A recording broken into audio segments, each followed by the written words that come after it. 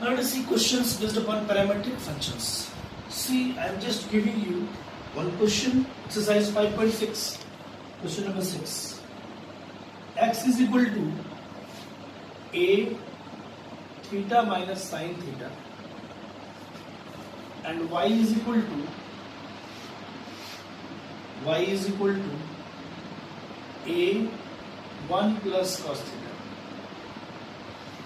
X is equal to a theta minus sine theta and y is equal to a 1 plus cos theta. We have to take care while writing the symbols, where is theta, where is 1, otherwise mistakes will be there. Now see, in these type of functions what we have to do? First of all, let them as equation 1 and equation 2 to understand them better. Now see what are parametric functions. In parametric functions, the two variables will be dependent upon a third variable. See, a third variable is theta. So two variable is dependent upon the third variable. This is known as parametric function. Parameters. There is a parameter theta on which the variables x and y are dependent upon. To find the derivative of this type of functions, which are known as parametric functions, we have to differentiate this x with respect to the parameter theta and this y with respect to the parameter theta. And then we have to divide the derivative of y with respect to the parameter theta divided by derivative of x, variable x with respect to the parameter theta. Then we can find out derivative of y with respect to x. So let us proceed accordingly. So differentiating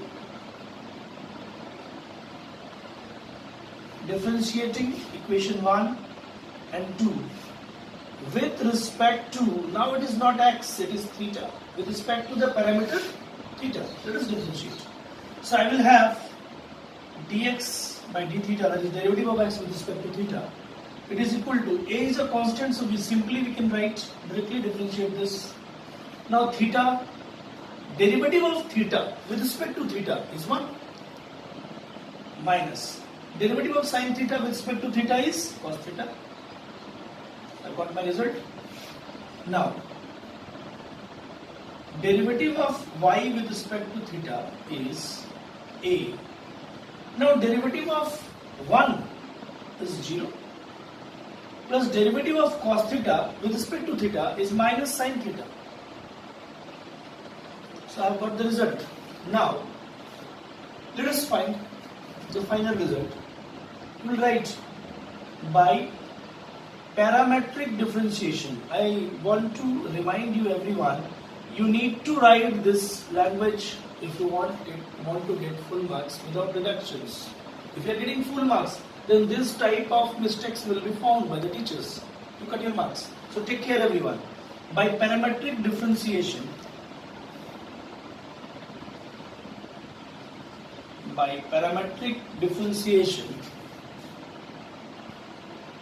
derivative of y with respect to x should be equal to derivative of y with respect to theta by derivative of x with respect to theta, which earlier you have found already.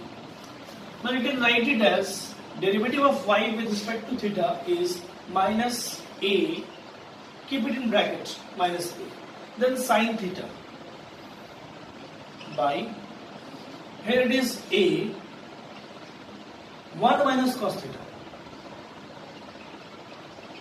You can leave your answer here also, but it can be solved further. So I suggest everyone to solve it further. If it is better, if it is possible to simplify it further, then always we should simplify. Now see, minus sine theta can be written as 2 sine theta by 2 cos theta by 2, and 1 minus cos theta as 2 sine square theta by 2, as we know the formula. So sine theta is 2 sine theta by 2 into cos theta by 2 by 1 minus cos theta is 2 sine square theta by 2. 2 cancelled. Then 1 sine theta by 2 and this power cancelled. What is left? Minus cos theta by 2 by sine theta by 2. So what is left now? Minus cot theta by 2.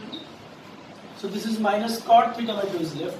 So your final derivative of y with respect to x is minus cot theta by 2. So this is known as parametric differentiation. Means whenever we are finding the derivatives of parametric functions, it should be on a third variable, based upon a third variable. This is all about parametric differentiation. You can proceed and you can go ahead with exercise 5.6, and wherever you will find doubt in some other books and NCERT textbook also, you can ask me. The next topic is second order derivative. The next exercise 5.7 is based upon second order derivative. Now see second order derivative. So whenever we are talking about second order derivative, just I am giving you the idea of nth order derivative. Then you can easily understand second order derivative. If y is a function of x, differentiating y with respect to x once, if we differentiate once, what you will find?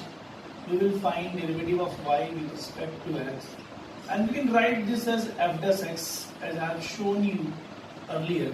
The derivative can be written as f dash x also. It can be written as y dash also. It can be written as y1 also. All these possible names are there for derivative of y with respect to x, or derivative of f of x with respect to x. Either of the symbol can be used in any question, so be mentally prepared. It is known as derivative of y with respect to x. It is f dash x, f dash of x, that is derivative of fx with respect to x, y dash, and it is y1. This is known as first order derivative. It is known as first order derivative. In the same way, we can differentiate it again. Differentiating again with respect to x twice. Differentiating twice the same function. I am differentiating twice. It will be written as in this symbol. It represents that it is twice differentiated. It will be known as f double dash x, or y dash, y double dash, or y2. It is known as second order derivative. Second order derivative. In the same way, we can differentiate a function for nth time also. So differentiating a function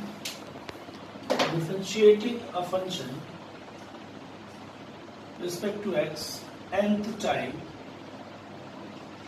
we are getting dny by dxn is equal to yn in this way. This is known as nth order derivative. It is known as nth order derivative. So it is depending upon completely that how many number of times we have differentiated the function. It is known as that order derivative. Differentiated once, first order derivative. Differentiated twice, second order derivative. Differentiated thrice, third order derivative. Differentiated nth times, nth order derivative. But only we are bothered about here first order derivative and second order derivative in this exercise 5.7 in the NCERT textbook. So everyone, let us see the questions on exercise 5.7, that is NCERT textbook. And let us see the last question. We have solved so many questions from middle one, then starting one. Let us see the last question. And I hope if you will understand the last question, you can easily solve all the rest questions from exercise 5.7. See everyone, the last question. Question number 17. Now see, it is given that y is equal to tan inverse x whole square. Now it is y is equal to tan inverse x whole square. We have to prove something which is given. And what is to be proved? I am just showing you this side. No need to write it. x square plus 1 whole square into y2, 2x x square plus 1 into y1 is equal to, that is we have to prove. We need to prove it. See, how will you prove? We need to prove it. y2 second order derivative, y1 first order derivative. How will you prove it? See, first of all, differentiate it. Differentiating both sides with respect to x. This is once, differentiating once. So can we write dy by dx, derivative of y with respect to x, is equal to, now tan inverse x whole square is a function of tan inverse x, again chain rule. So derivative of tan inverse x whole square is 2 into tan inverse x. Now you will ask me why. Derivative of x square is 2x. In the same way, derivative of tan inverse x whole square is 2 into tan inverse x.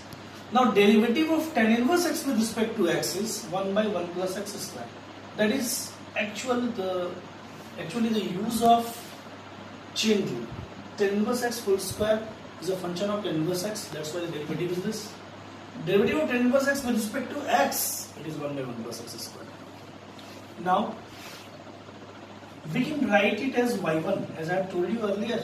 Just earlier I have told you that derivative of y with respect to x or fdx can be written as y1 also, because I need y1 there, so that's why I have written twice of 2 tan inverse x by 1 plus x square. That is equation number 1, because I have to utilize here. Differentiating again with respect to x. Let us differentiate. So it is y2. Why y2? Differentiating y1 with respect to x will give us the second order derivative. That's why it should be represented by y2 is equal to 2 into. Now there is a division rule we can apply here, because there are two functions. So what is the division rule to apply? Second function, derivative of first function. So tan inverse x derivative is 1 by 1 plus x square. Then minus first function, derivative of second function. Second function is this. So it is 0 plus 2x by second function square. So 1 plus x square whole square. This I have applied. This is known as division rule. This is division rule for derivatives, and this is all about chain rule. By chain rule. Now let us solve it further. y2 is equal to, now see, this is cancelled, so I can write it as twice of, it is 1 minus 2x tan inverse x. So can I write it? It is 1, so can I multiply with 2? So it is 2 into minus 2 2s are 4. So it is 4x tan inverse x. I have multiplied with 2. 2 into 1, 2, then 2 into 2x, 4x tan inverse x by 1 plus x square whole square. I have taken it as equation number 2. Now let us see the LHS. LHS to be proved. LHS is 2. X square plus 1 whole square and y2 plus 2x x square plus 1 y1. Let us put the values. X square plus 1 whole square into y2. What is y2 here? This is my y2. So I can write it as 2 minus 4x tan inverse x by 1 plus x square whole square. I can easily cancel them. Both are same. After that, plus 2x x square plus 1 into y1. Now what is y1? Let us see the y1. It is 2 tan inverse x by 1 plus x square. I can easily cancel this x square plus 1. So what is left with us? 2 minus 4x tan inverse x plus, now 2x into 2, 4x, tan inverse x. Just see everyone. Now can I cancel 4x tan inverse x? 4x tan inverse x. We can cancel. So what is left? That is equal to 2. And our RHS is 2. So we can write LHS equal to RHS. That is verified. So we have verified this one. So it is very easy to prove, it is very easy to utilize the concepts if you are better understanding them. So it is your first job to understand the rules properly.